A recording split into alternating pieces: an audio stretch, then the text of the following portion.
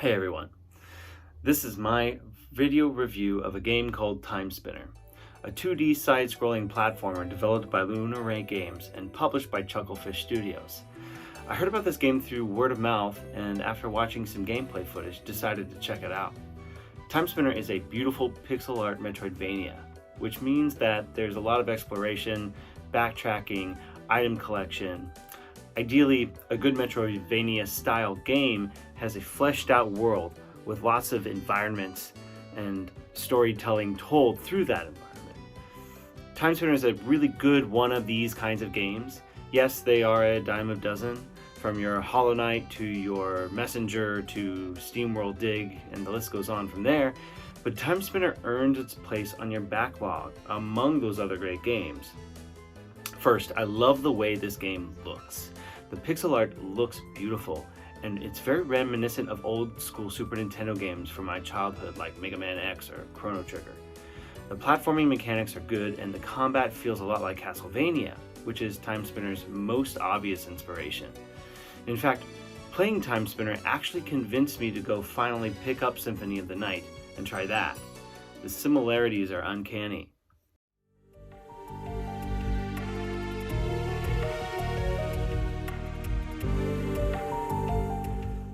You start off as Lunice, a young girl in a world where evil empirical oppression and fascism is the norm.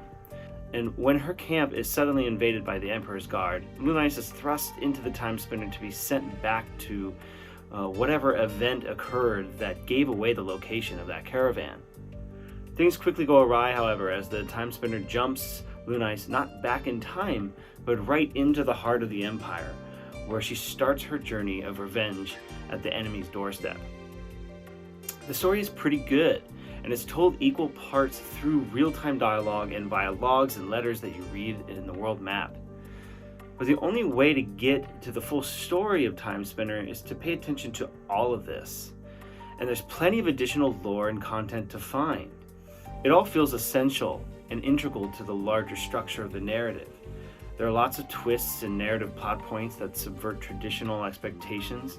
It makes for a fascinating world. And the war of Lakiem and Valette gets deeper and more layered the further you play and the further you get into the lore. Nothing is always as it seems, right? In Time Spinner, the game navigates those narrative twists and turns well. On that note, this game's politics are extremely progressive.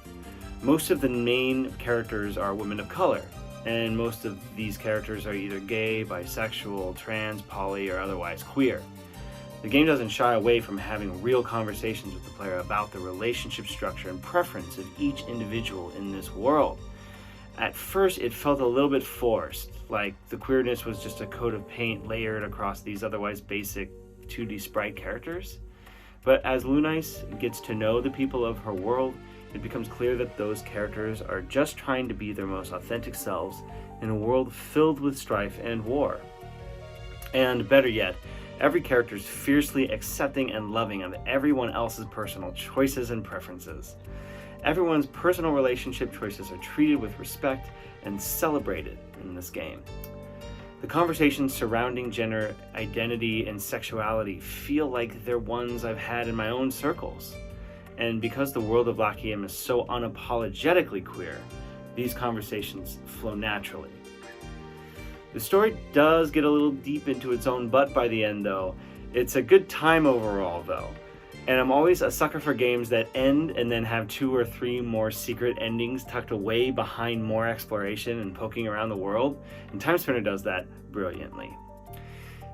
It's a game that effectively fluctuates between the macro level struggles and the most intimately vulnerable human moments. And it weaves those two together in a way that really benefits the world and creates stakes that become important to the player. All that said, where Time Spinner truly shines is in its orb system.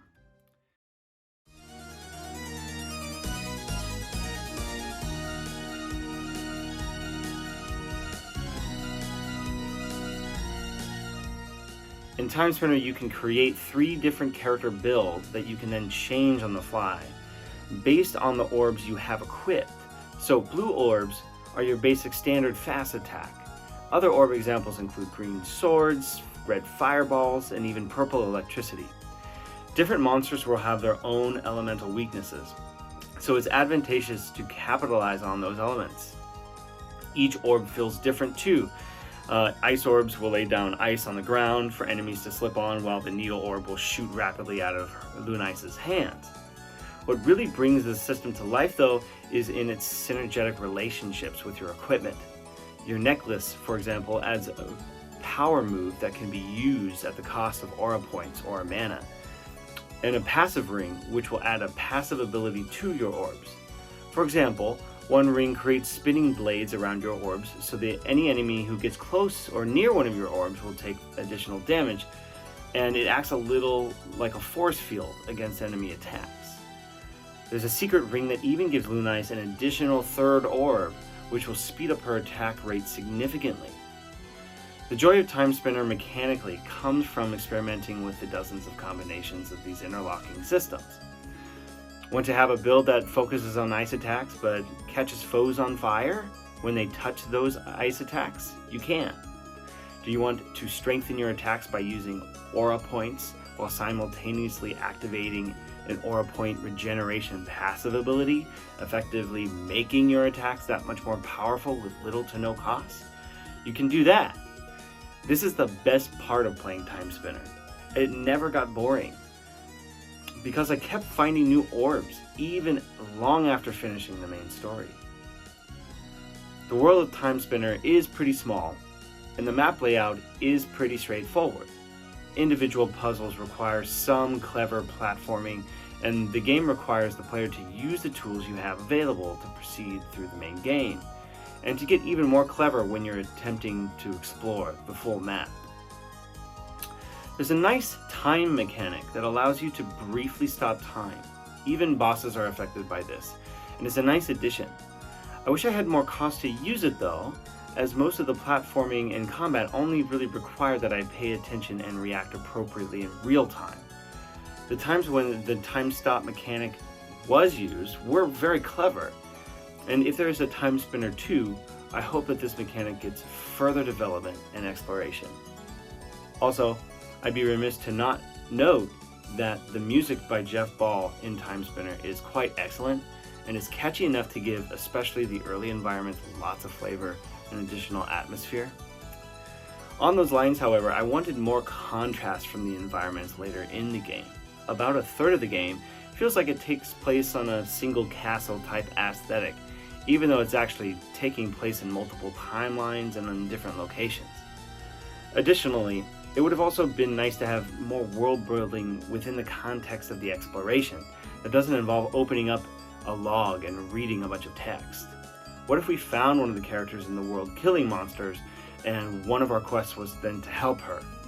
It'd be nice to see those characters reacting to events occurring in the real world, not just from afar in a camp somewhere. Finally, some of the boss designs in the late game feel just a little bit less inspired and get just a little bit repetitive. I also think that the difficulty could have been ramped up just a little bit more near the end of the game. I didn't die a single time after about hour 9.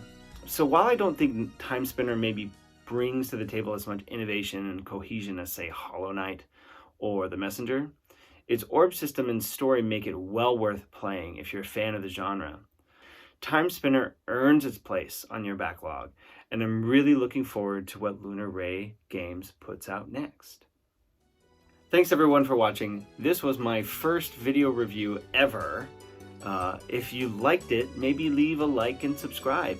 I'm planning to do more of these, and it always helps and inspires me when I can hear feedback. So please don't be shy. Thanks for tuning in, and I'll see you next time.